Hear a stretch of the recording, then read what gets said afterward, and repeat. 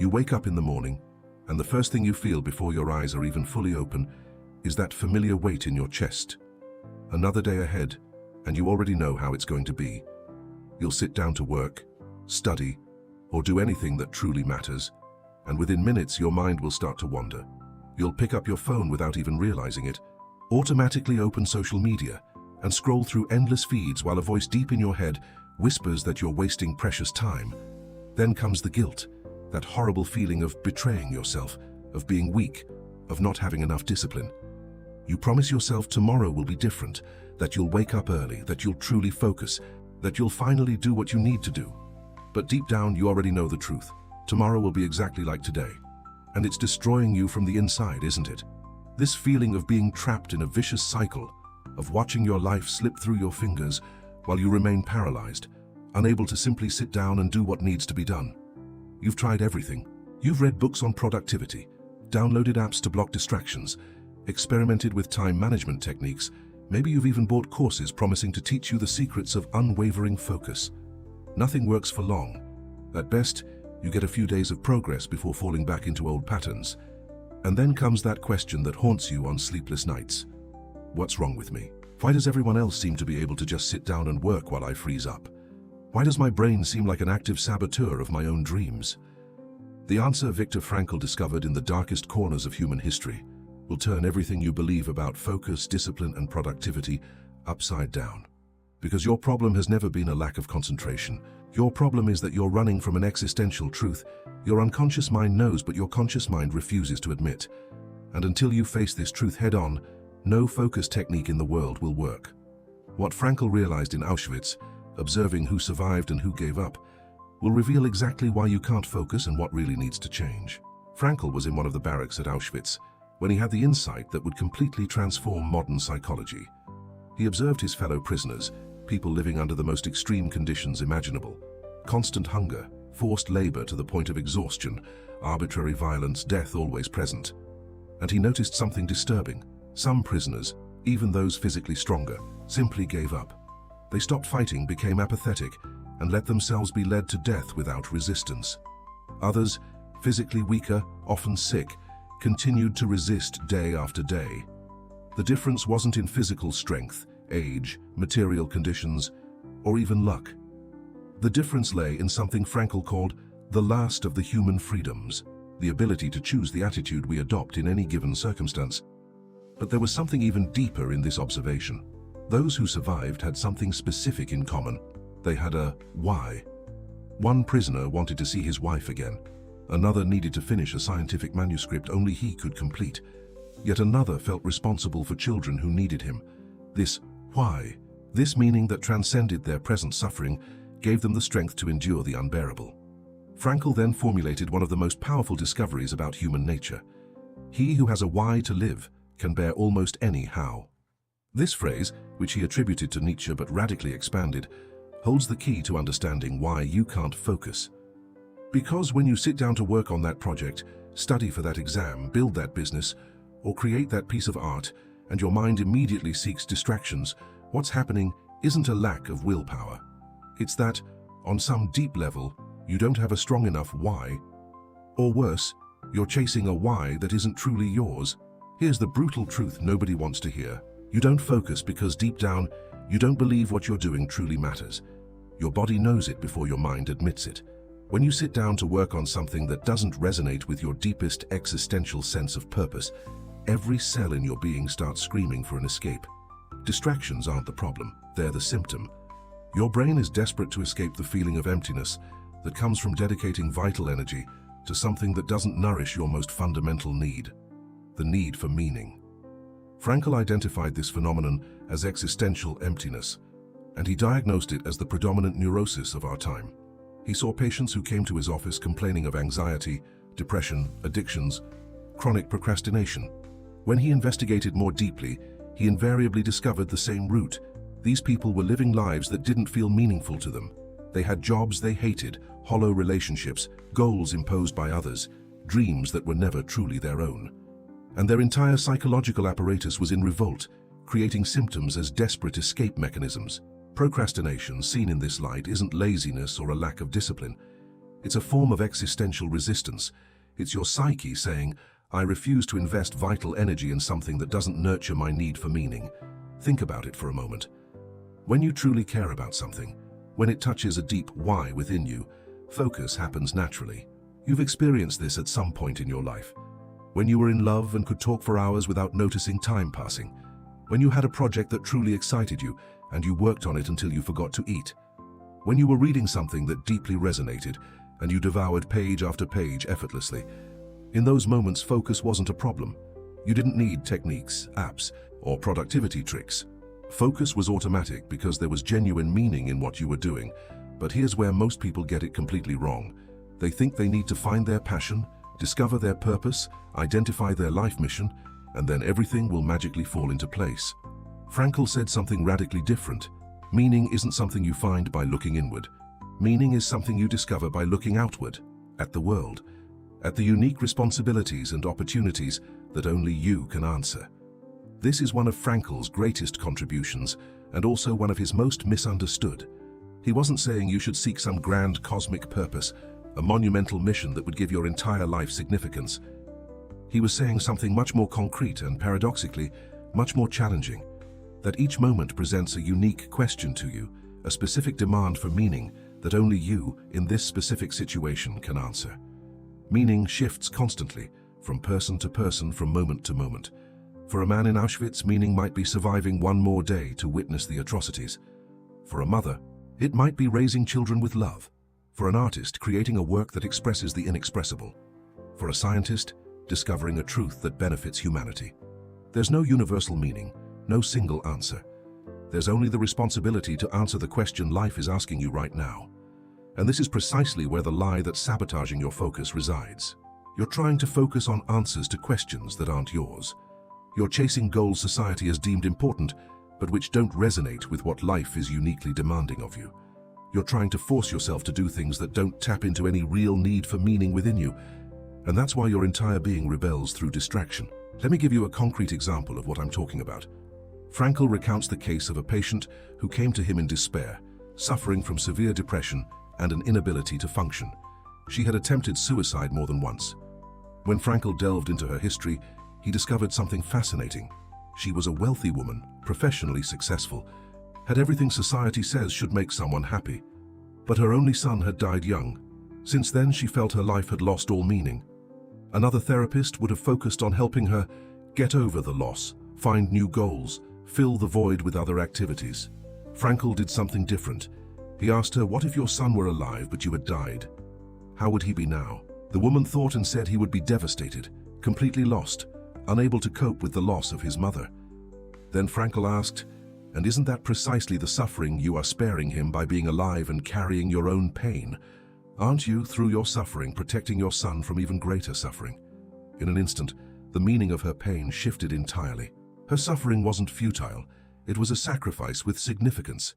She didn't need to get over the pain or pretend it didn't exist. She needed to recognize that even that pain had a why. It served something larger than herself. And that simple recognition completely transformed her relationship with her own life. Now she could function. She could move forward. Not because the pain had lessened, but because the pain had meaning. This case perfectly illustrates what Frankl meant by one of his most controversial assertions, that human beings seek not primarily pleasure or power, but meaning. Even when we are suffering, even when we are in pain, if we can find a why in that suffering, we can endure it and even transform it into something that strengthens us. But if we see no meaning, even the most comfortable circumstances become unbearable.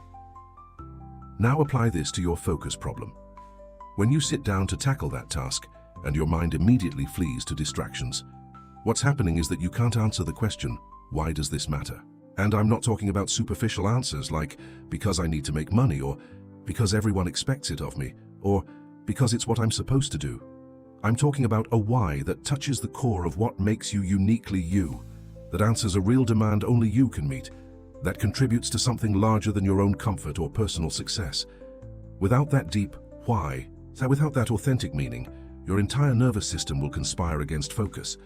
Because biologically, psychologically, existentially, you were made to seek meaning above all else. When you try to force focus on something without genuine meaning, It's like trying to make your body digest poison. It will resist with all its might. Distractions are that resistance manifesting. Frankl called this existential frustration, the condition of having energy, health, capability, but no why to organize and direct it all towards something that truly matters. And this frustration manifests precisely in the symptoms you experience: procrastination, distraction, a sense of paralysis, an inability to start or finish important things, that inexplicable fatigue that magically disappears when you do something that truly excites you. And now I want to pause and really talk to you. I know many of you watching this video recognize this exact experience. You know you have the capacity. Maybe you even know what you should be doing, but you just can't maintain focus because something deep down isn't truly connecting.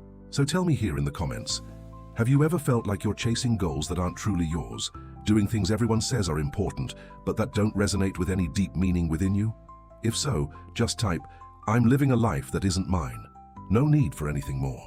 And know that by doing so, you are helping other people in the comments feel less alone. It's often liberating just to see that others are going through the exact same thing and are on this same journey of seeking authenticity and real meaning. When you share, you not only validate your own experience, but you show dozens of others that they aren't alone in this painful but necessary discovery. Let's create a community of radical courage and honesty here. Now you might be thinking, okay, I get that I need a deeper why, but how do I find that why? How do I discover genuine meaning? And this is where Frankl offers something revolutionary that goes against everything the modern self-help culture preaches. He says, you don't find meaning by looking inward. You discover meaning by looking outward, at the concrete responsibilities life is placing in front of you right now. Meaning isn't hidden inside you waiting to be uncovered on some journey of self-discovery. Meaning is in the specific demands that only you can answer, in the unique problems that your particular combination of talents, experiences, and circumstances empowers you to solve in the specific people who need exactly what you have to offer. Frankl identified three main pathways through which we find meaning. The first is through the creation or accomplishment of a work. This doesn't necessarily mean something grand. It could be building a business that solves a real problem, writing something that expresses an important truth, constructing something that improves people's lives, developing a skill that allows you to contribute uniquely. The second path is through love, through genuine encounter with another human being, not the idealized romantic love of pop culture, but the act of truly seeing another person in their unique singularity, of caring for their well-being not as a means to your own satisfaction, but as an end in itself. And the third path, perhaps the most controversial and powerful, is through the attitude we adopt in the face of unavoidable suffering. When we cannot change a situation, when we face something that cannot be avoided, we still have the freedom to choose how we will carry that burden, what meaning we will extract from that pain. What do all these three avenues have in common? They look outward, not inward.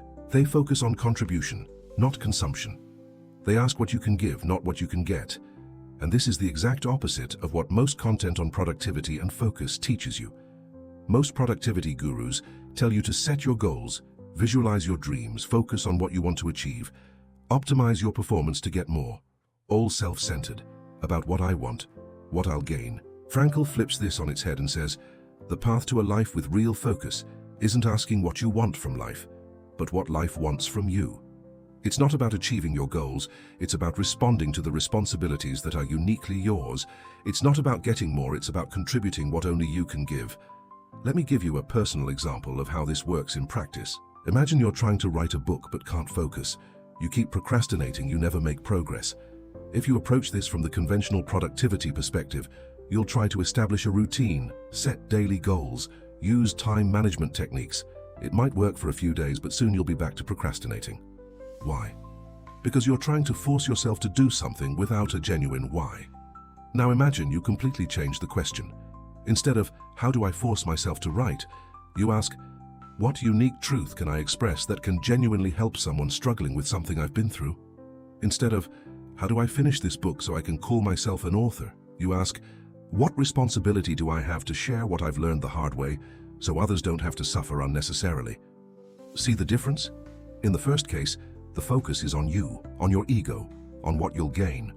In the second, the focus is on contribution, on responsibility, on meaning that transcends yourself. And when you make that shift, something magical happens. Focus becomes natural. Because you're no longer trying to force something meaningless, You're responding to a real demand that resonates with who you are deeply. Frankl had a fascinating concept called self-transcendence. He said the essence of human existence is always pointing beyond itself, to something or someone other than itself. The more you forget yourself, dedicating yourself to serving a cause or loving another person, the more human you become and the more fulfilled you are. The paradox is that you cannot pursue self-fulfillment directly. It only happens as a byproduct of dedicating yourself to something larger than yourself. This explains why so many successful people who have achieved all their personal goals still feel empty. They've gotten everything they wanted for themselves, but they never connected with something that transcended their own desires. And it explains why people who dedicate their lives to causes, to helping others, to creating something that benefits humanity, often report profound satisfaction even when facing great difficulties. Not because they're masochists or enjoy suffering, but because they've found meaning through self-transcendence. Apply this to your focus problem, and the answer becomes clear. You won't solve your inability to focus by becoming more disciplined or learning better concentration techniques.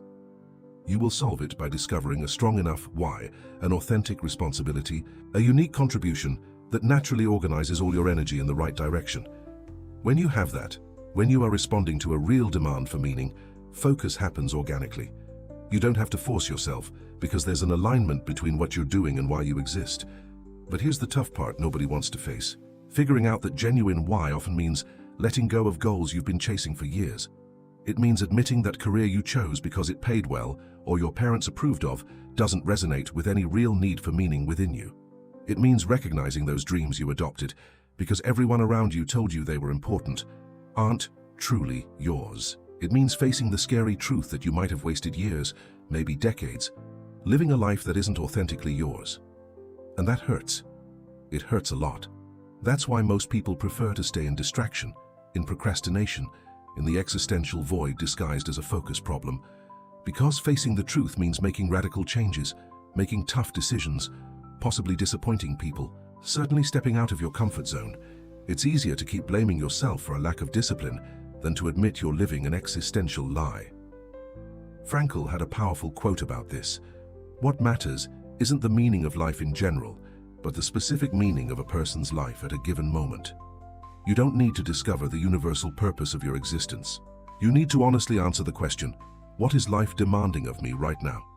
And then have the courage to act on that answer, even when it goes against everything you planned, everything others expect, everything that would be comfortable and safe.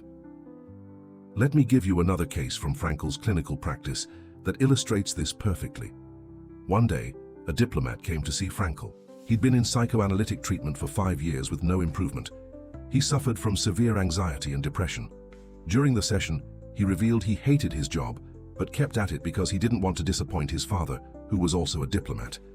He dreamed of being something completely different but felt it was too late to change, that he'd invested too much time in the diplomatic career.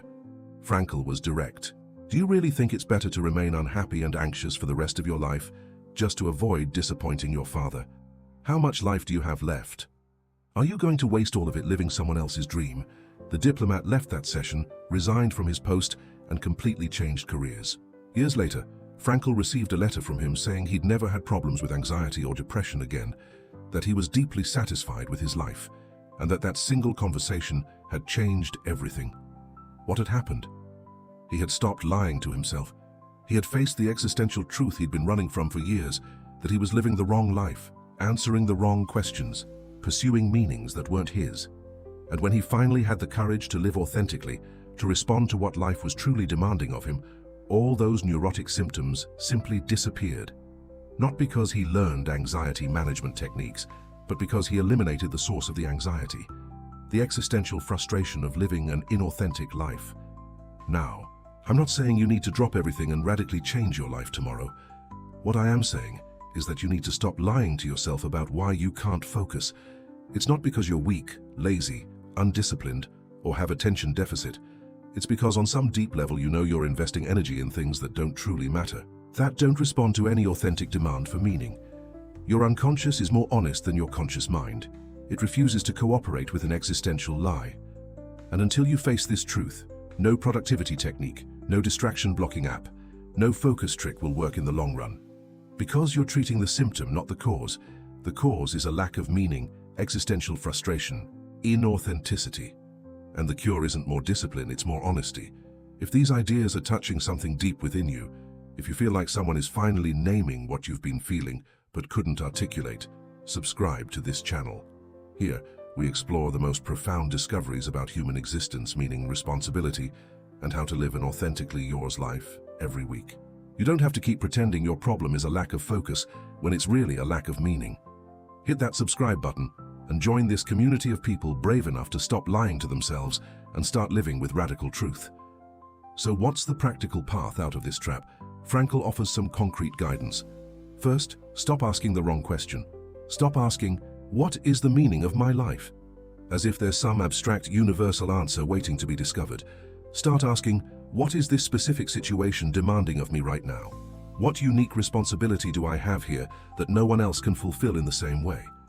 Second, look at your experiences of suffering, not to deny or overcome them, but to discover what meaning they might hold. Frankl used to say that suffering without meaning is unbearable, but the same suffering with meaning can be transformative. What lessons have you learned through pain that can help others? What strength have you developed through hardship that you can use to serve? What deep understanding have you gained through your struggles that empowers you to contribute in unique ways? Third, identify your concrete responsibilities, not your abstract desires. Don't ask what you want to do, ask what needs to be done that you are uniquely positioned to do. What problems do you see that you have the skills and experience to help solve? What people in your life specifically need what you can offer? What talents do you possess that will die with you if you don't use them to contribute while you can? Fourth, make a decision. Frankl was categorical. You can't wait for absolute certainty. You can't wait for all fears to disappear. You can't wait for the perfect moment. At some point, you need to commit to an answer, take on a responsibility, choose a path, and then pursue that with everything you have. Not because it will bring guaranteed happiness, but because it is the honest response to the question that life is asking you right now. Fifth, and perhaps most importantly, accept that you're going to suffer, no matter what. The question isn't if you'll face hardship, pain, frustration. The question is whether that suffering will have meaning or be empty. You can suffer by staying paralyzed, escaping into distractions, living an inauthentic life, and feeling existential emptiness slowly consume you. Or you can suffer by pursuing something that truly matters, facing the challenges that come with living authentically, shouldering the weight of real responsibilities. Both paths involve pain, but only one of them transforms that pain into something significant. Frankl saw this in the most extreme way possible in Auschwitz. The people who survived weren't the ones who suffered the least. They were the ones who found meaning in their suffering. And while they lived in unimaginable conditions, many free people outside the camps, living in material comfort, were taking their own lives out of existential emptiness. External suffering, however horrific, can be endured when it has meaning. But inner emptiness, even in comfortable circumstances, is unbearable. So stop trying to eliminate all suffering from your life. Stop looking for the easiest, most comfortable, least risky path. Ask instead, what suffering has meaning? What hardships are worth facing? What responsibilities, even if heavy, give you the feeling of being truly alive, of fulfilling something that matters? There's one last thing I need to tell you, and it's perhaps the most liberating of all Frankl's discoveries. He realized that we don't invent meaning. We discover meaning. Meaning is already there in the concrete situations of life, waiting for you to recognize it and respond to it. You don't need to create a grand purpose out of thin air. You just need to open your eyes to the real demands that your unique life is presenting. That sick relative who needs care. That problem at your job that everyone else ignores but you see clearly. That injustice that enrages you because you understand the consequences viscerally. That talent you've developed that you could use to make someone's life easier. That knowledge you've acquired at great cost that you could share to spare others unnecessary mistakes. Meaning is there, in the concrete responsibilities, in the unique opportunities, in the specific demands that only you, with your unique history, your particular experiences, your specific talents, can respond to in a certain way. You don't need to invent anything. You just need to stop running, stop pretending you don't see, stop hiding behind distractions and excuses. You need to have the courage to look directly at what life is asking of you and say, I see this, I recognize this responsibility, and I choose to respond to it no matter the cost. And when you do that, when you finally stop lying to yourself and start living in alignment with the real meaning that was already there waiting, something profound shifts. The focus is no longer a problem, because you're no longer forcing yourself to do empty things. You're responding to authentic demands. Discipline is no longer a struggle because you're no longer fighting against your own nature. You're flowing towards what truly matters. Motivation is no longer something that needs to be manufactured or artificially maintained because it comes from an inexhaustible source, the fundamental human need to live with meaning, to respond to unique responsibilities, to contribute something only you can give. So here's the ultimate challenge I'm leaving you with. Stop right now, this very moment, and ask yourself the honest question. Not the question you think you should ask, not the question that would bring the most comfortable answer, but the real question. What is my life demanding of me right now that I've been ignoring because facing that truth would require difficult changes? What responsibility do I clearly see but pretend not to because taking it on would be scary? What unique contribution could I make but avoid because it would involve risk, discomfort, potential failure? Sit with that question. Don't run to the next video, to social media, to another distraction. Stay with the discomfort. Let the true answer emerge, even if it scares you. Even if it means you have to admit past mistakes, abandon safe paths, disappoint others' expectations. Because that answer, however hard it is to face, is the key to transforming your relationship with focus, discipline, motivation, and ultimately, with your own life. Viktor Frankl survived Auschwitz, not because he was physically stronger, but because he had a why. He needed to bear witness, he needed to share what he'd learned about human nature. He needed to complete the work that only he could do. That why kept him alive when everything around screamed to give up. And then, when he was freed, he dedicated the rest of his life to that mission, helping others discover that even in the worst circumstances, even in the greatest suffering, there is always the possibility of finding meaning, of choosing an attitude, of responding with dignity and purpose. You are not in Auschwitz. Your circumstances, however tough they may be, likely don't compare to what Frankl endured. But the principle is the same. You have a why waiting to be recognized. You have unique responsibilities only you can fulfill. You have contributions that will die if you don't have the courage to offer them.